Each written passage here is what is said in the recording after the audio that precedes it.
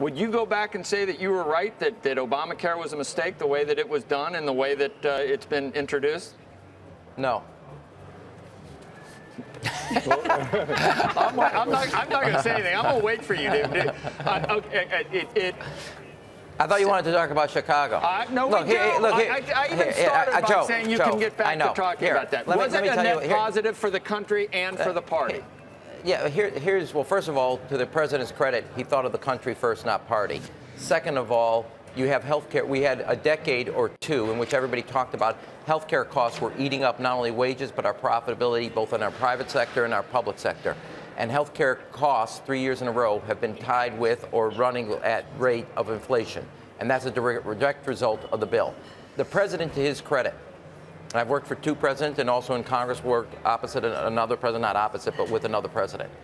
He was not scared to have contrary opinions. He constantly, during tough moments in passing that bill, asked me my opinion, unvarnished, 3 different moments in times in kind of the passage, and I gave it to him. To his credit, he didn't want a yes person. He asked me my opinion. I gave him why I thought we should do something slightly different. Once he decided what he did, and the classic towards the end and passing in the House, after my son was done reading his Torah portion of the bar mitzvah, everything was done with the family, I came into the White House to round up votes to get the health care plan passed because he was strong enough and he had the character to ask for a contrary opinion, and I gave it to him unvarnished. That said, health care costs are down. People with pre-existing conditions have coverage.